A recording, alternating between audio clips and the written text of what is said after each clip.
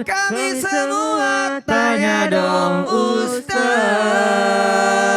Alhamdulillahirrahmanirrahim, luar biasa nih jamaah Islam itu Indah itu kalau misalnya ngirim pertanyaan ke sosial media Islam itu Indah, baik itu Instagram apapun, pokoknya ini pertanyaannya bagus-bagus banget. Jadi tim kreatif kita juga pusing milihnya. Tapi alhamdulillah nih hari ini ada pertanyaan yang bagus sekali dari Instagram. Oh, tidak mau disebutkan namanya, ini dari hamba Allah. Assalamualaikum Ustadz, waalaikumsalam warahmatullahi wabarakatuh. Bagaimana ya saya menjelaskan kepada anak saya yang udah kami ajarkan ilmu agama, bahkan sampai dipanggil guru ngaji agar mengidolakan Nabi Muhammad, tapi tetap aja idolanya artis-artis K-pop atau artis-artis Korea. Saya sedih Ustadz, takut saya nanti nggak ada umur, anak-anak malah jauh dari agama, bahkan gak kenal sama nabinya. Harus gimana ya Ustadz mendidik anak milenial saat ini agar cinta pada Nabi Muhammad SAW?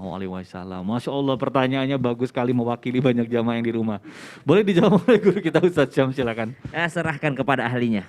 Jadi urusan mendidik anak cinta Rasulullah serahkan kepada ahlinya. Dan ahlinya di mana? Ahlinya ada di pondok pesantren. Jadi paling simpel sudah, tidak usah orang tua pusing. Masukkan anak ke pondok, di pondok semuanya mencintai Rasulullah SAW. Di pondok berkumpul anak-anak yang hijrah dari K-pop menuju baginda Nabi SAW. Berkumpul semua di sana. Kalau banyak temannya, kalau banyak pergaulannya cinta Rasulullah SAW, setiap hari membahas tentang sirah nabawiyah, setiap hari membahas tentang Rasulullah SAW, maka disitulah nanti timbul kecintaannya. Bagaimana kita tidak tambah cinta misalnya dengan sosok salah satu idol kita, karena kita membahas itu terus. Kita masuk grupnya, kita masuk, kita follow Instagramnya, pasti kita akan membahasnya selalu. Coba kalau kita berada di komunitas seorang atau komunitas kelompok yang senantiasa membahas baginda Nabi SAW, masuk ke majelisnya Habib misalnya, orang-orang yang membahas tentang baginda Nabi SAW,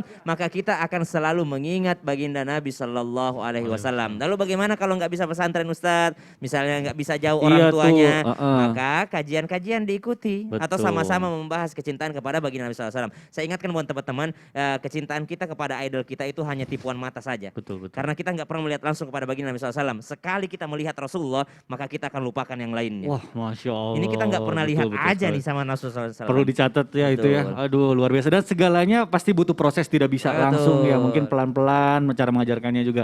Baik, kita lanjut ke pertanyaan berikutnya, ini dari Instagram juga, tapi tidak mau disebutkan namanya, dari hamba Allah.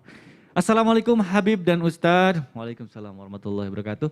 Bagaimana menjelaskan atau menjawab orang-orang yang mungkin menganggap peringatan Maulid Nabi ini tidak ada, bahkan sampai mengatakan orang yang mengadakan Maulid Nabi ini adalah bid'ah. Aduh, ini banyak juga nih. Boleh dijawab oleh guru kita Habib Muhammad, silakan Habib.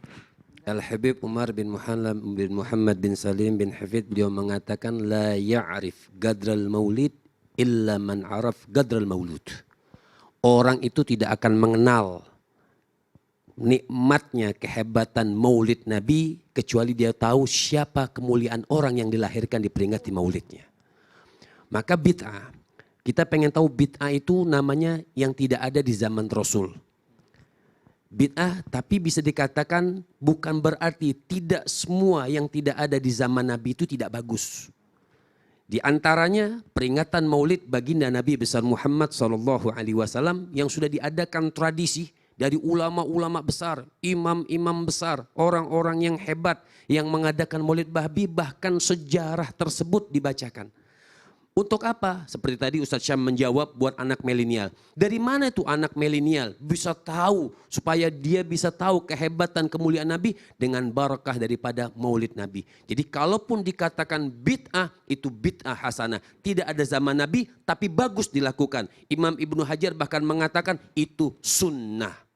Bahkan imam yang lain mengatakan wajib sampai perayaan maulid Nabi. Kenapa? Untuk menandingi perayaan-perayaan yang menyesatkan anak-anak milenial, maka perayaan Nabi itu sangat-sangat lebih bagus. Masya Allah. Wah, Masya Allah, benar sekali nih. Bagaimana kita mau mengenalkan kepada anak-anak kita kalau misalnya kita juga tidak memperingati hari kelahiran Nabi Muhammad SAW.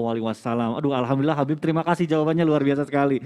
Baik jamaah, kita luar biasa hari ini spesial episode Maulid Nabi Muhammad. Masih ada banyak sekali yang akan kita bahas, tapi sebelumnya masih ada satu pertanyaan. Saya mau tanya ke Ustadz Maulana dulu deh. Apa itu? Ustadz, Afwan, saya pengen nanya nih. Iya. Setiap yang hidup, setiap manusia pasti akan mati, akan meninggal. Nah, pas meninggal itu kita tahu kita akan melewati fase sakaratul maut.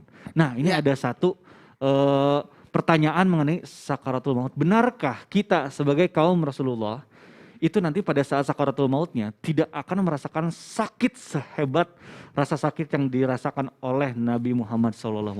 Benar nggak sih Ustadz? Sininna umat selenge engkai hadir tarik kali ngalalo ima deceng engkai lo kurang pekiri di mana?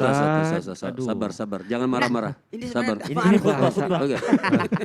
Nah sahabat, nigi tahu merak de cinta naluri nabita, merak de betapa egadar pengorbanan nabita. Ustadz Abi Tengartos, Coba, Ustadz Maulana Ustadz nyari Syam, naon ini terjemahin saya, Syam. TV nasional. Terjemahkan ini, Yang, makanya. yang cinta kepada baginda Nabi SAW. Alhamdulillah. Matu pi, pura pi, matu iklannya. Sama aja Sama berarti. aja. Pokoknya setelah yang satu ini jangan kemana-mana, tetap di Islam itu indah. Jamaah, oh jamaah, alhamdulillah. Nah sahabat egadar pengorbanan nabita.